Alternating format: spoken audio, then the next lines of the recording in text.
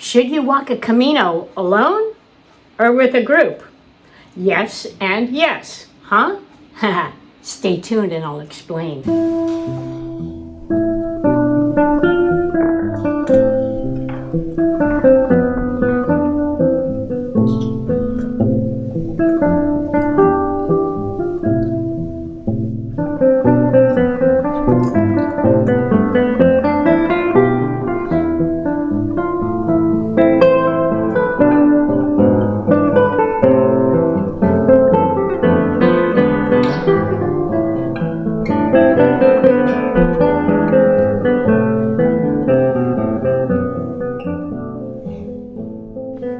First-time Camino walkers have a lot of questions. You can read, research, ask questions, but until you actually walk a Camino, it's really hard to understand. Because I'm a perpetual pilgrim, I'm often asked questions from people who are considering walking a Camino. Of course, I'm always very happy to share my excitement and enthusiasm with them. The questions I hear most often from future pilgrims are about safety, meeting people, the level of fitness necessary, food, and accommodations. Then a very shy, almost inaudible question. I hear them say, "Can I go alone or should I go with a tour group?" Let me first of all answer the primary questions that I just presented.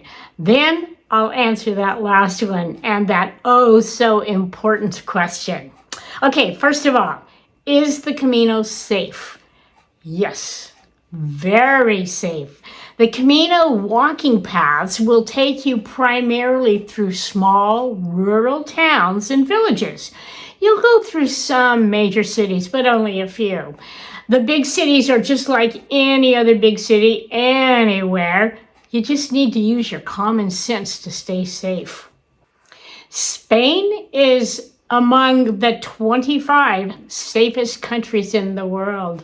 The Spanish people respect the pilgrim and honor their efforts in the journey by helping them in whatever capacity they can.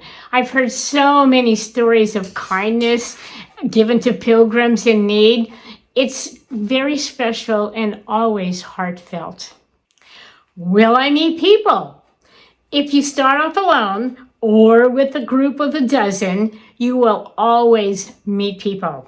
If you're with a group, you may begin the day together, but everyone walks at a different rate. You may be slower than some, faster than others. You may decide to stop for coffee or lunch by yourself, or with your group when you catch up, or you may decide to stop with the pilgrim you've been walking with for the last hour or so. You may not see anyone from your group until you check into your albergue at the end of the day. If you are a shy person and have a hard time meeting new people, you will be amazed at how fluent you will become in this new fun skill. On the Camino, everyone is open, unadorned, sharing the common experience, sharing the aches and pains, sharing the beautiful surroundings, sharing the meals, the wine, and the daily routine of a pilgrim.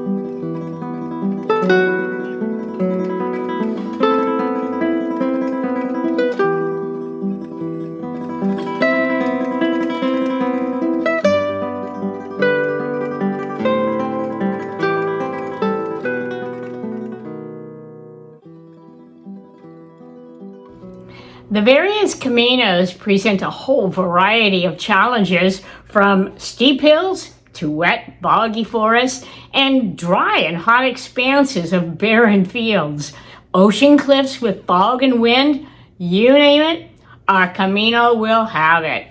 When planning your Camino, be sure to carefully research what the terrain is like, the time of year for the weather conditions, and the distance between the stages. If it seems daunting, but you want to give it a try, plan for an alternative route if necessary, or transportation around the difficult part. This way, you can give it a try, knowing that you have a backup plan. But when you're actually out there walking with the other pilgrims, you will be amazed by the strength you'll find within yourself. What about food and accommodations? If you're on one of the more popular routes, the Camino Francés or Camino Portuguese, you have no concerns. Even the Camino del Norte is relatively pilgrim-friendly with adequate support. Every few kilometers, you will find food and accommodations.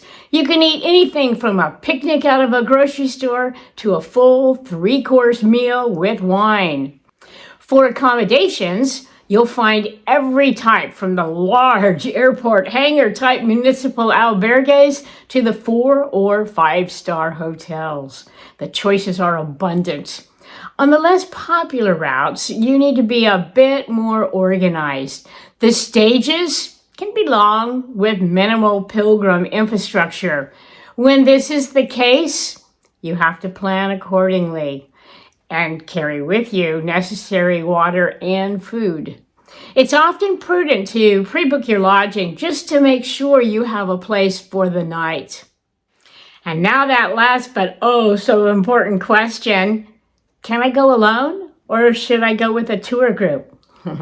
The factors to consider from going it alone, going with a small group, or going with a large organized tour company are numerous. If you go it alone, you'll always have the option to meet others, but you'll be completely responsible for yourself. You'll have the freedom of walking at your own pace, stopping when you want to for a break, and concluding each stage where and when you would like to do so. You don't have to wait for others. Actually, this is my preferred type of Camino. If you go with a small tour group, you'll have the freedom to walk alone, with others in your group, or to meet and walk with others. Your meals and accommodations will be prearranged. You'll need to stick to a prearranged schedule of daily stages. If you go with a large, organized tour group, you'll not have to be responsible for anything except walking. They'll take care of all the details, including meals, accommodations, transportation when needed, transport of your backpack or luggage, and optional tours of historical sites or museums. Your assignment is to now explore all the options, be honest with yourself, and select the type of experience you would be comfortable with. All alternatives are valid and do not rank you higher or lower on the pilgrim scale. A pilgrim is a person who embarks upon a journey with the intention of processing thoughts. A dear friend of mine who lives in Santiago has been involved in leading Camino tours for several years now. Recently, she has begun her own company that focuses on small groups of women who want to walk some of the Caminos that are lesser known. To walk these Caminos, you either have to do a lot of research just to find out about them. You have to do extensive planning for everything from accommodations to food because the pilgrim infrastructure is just not there yet. Or you can join one of these Caminos with Andrea, and she'll take care of all the details. Andrea is joining us now from Spain. As I mentioned, she lives in Santiago, but today she has traveled down to Pontevedra to visit some friends. Remember Sarah from a couple videos ago? Sarah with the lovely voice who did an amazing performance of La Girona? She and her husband have finally concluded the purchase of the house and property where they're creating an artist retreat in the beautiful Galician countryside. Okay. There we are. Well, hello, Sarah. Hi, Andrea. Oh, so nice to see both Hello. of you. Gigi. How are you guys doing? Good. We're getting our I love your new house. It's really nice. muchas gracias. I hope we see you in it soon. I will be there probably in May. I'm Beautiful. counting down the Good. days. All right. Andrea, hello, and thank you so much for joining us. Yeah. Tell us a little bit about yourself, your background, where you come from, and what brought you to Galicia. I'm originally from Vancouver, Canada. I came to Santiago kind of by way of London and Northern Ireland. Yeah, so I moved to the north of Spain, and because I had not specifically for the Camino, but for various reasons. So so I came here about 2.5 years ago now.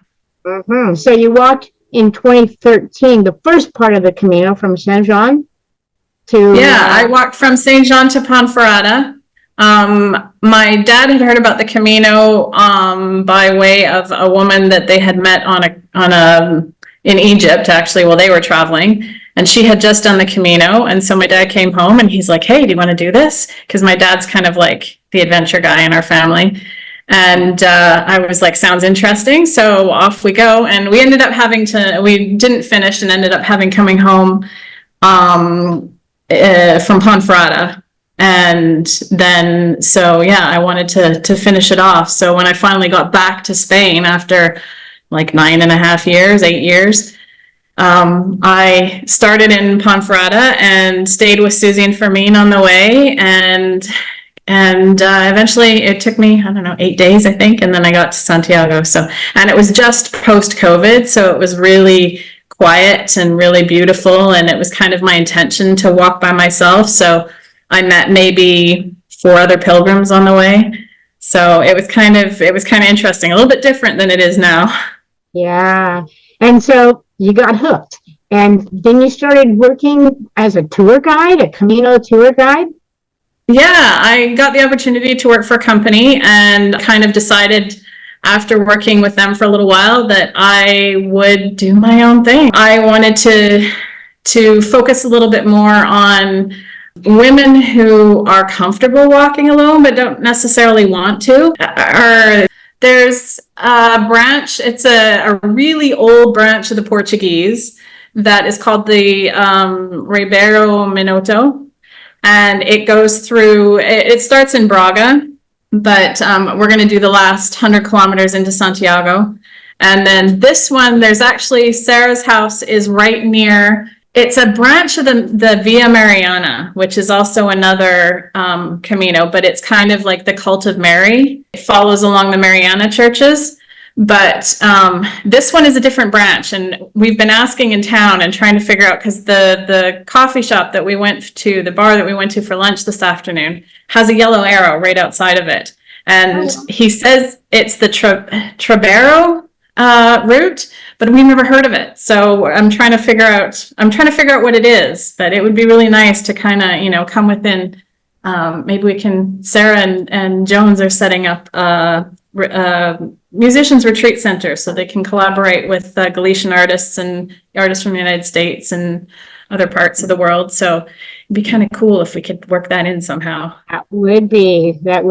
I'm going to be putting up a link to your website, but could you just fill us in on what do you offer? Accommodations, meals, what services do you provide for the women that are joining you on your group walk? All right. So one of the other ones that I want to talk about too is the Camino dos Ferros. And it's not official Camino, but we take care of the accommodations.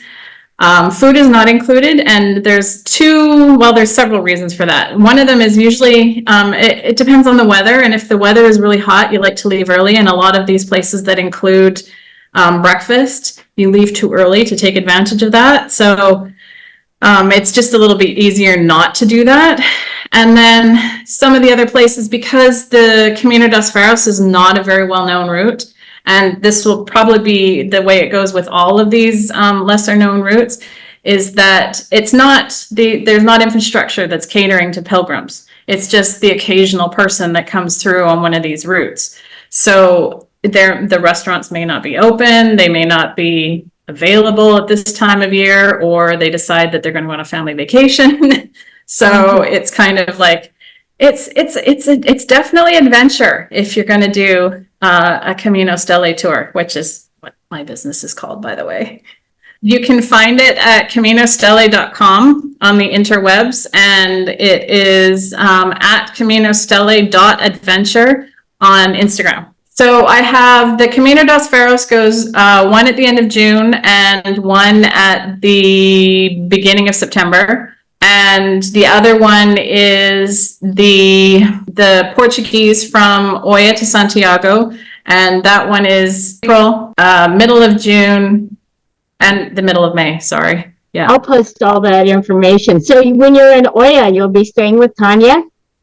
Yes, definitely. That was one of the reasons why I started it in Oia. One of the other reasons I started this is because a lot of these companies and a lot of these guided groups kind of push you along, and it's quick, and you can't stop and check out the scenery or hang out with the locals and chat, or enjoy a day on the beach if you want to, or afternoon on the beach. So this way I've kind of set them up so that they're a little bit easier, aside from some of the Ferros routes. But even the Ferros, there's days where we're not doing 20-25 kilometers, especially with the Ferros, because it's tough. But yeah, it's a little bit slower pace so that you can enjoy the scenery and the culture and the people, and yeah, to have more of a Galician experience rather than just kind of, doing the Camino and off you go again. Now, how large are the groups? Maximum 6. And do the women get to interact before? Do you give contact information so they can get together before their Camino begins? Yeah, I have 2 things that I do. One of them is we will do a Zoom session. Probably we'll do one Zoom session before we go, and that way everybody can see each other in person. And we talk about the gear and what you need to bring with you, and all of that kind of stuff. And then also I set up a WhatsApp group so that everybody can kind of get to know each other in the WhatsApp group as well. So you kind of know a little bit about each other before you land in Spain, and end up maybe in some cases having to share rooms or whatever. So we stay in some really spectacular places. But some places, because of the nature of these trips, there's not a whole ton of accommodation available. So we stay in Casa Ruals, we stay in albergues, we stay in paradors, we stay in some really really cool places. But it's kind of, I like to think it's a little bit more of an authentic experience, because you're staying in these different places and you get all different levels of experience. One thing that we talked about in this video is how sometimes in tour groups you have to all walk together and all meet together and all eat together. What if you get a person that just wants to hang out one morning and catch up with you guys later in the afternoon? How do you handle that? So usually what I will do is I give everybody our starting point and our end point on Google Maps. And if there is a particular part of the Portuguese is not a problem because it's really well marked. But if there is a tough part of the Ferros or one that's not really well marked, I would suggest we stay together for that portion of it. But I encourage people to walk by themselves as well, because you kind of get a little bit more introspective sometimes, and it's kind of nice to not have to be with people all the time. So you know where you're starting. If we're stopping for lunch, I'll let you know where we're stopping for lunch, and you just meet us there. So and as long as you're there at the end of the night, I'm not here to herd you. I'm here to provide an experience. I'm just the facilitator. That sounds delightful. That sounds absolutely delightful. I'll be posting all the information, and I encourage Yes, Gigi. anybody to go and give it a try. If you have any doubts about walking the Camino, this is a wonderful opportunity to experience a really good Camino. Yeah, definitely. Well, So, I'm yeah. counting down the days till I see you. I leave here the 1st of May, and I'll be there soon. Yeah, I'll be in Santiago waiting for you. All right. Andrea, thank you so much for sharing with us. I really appreciate Yeah. it. Thanks for And having me. buen camino to you and to Sarah also. Buen Camino.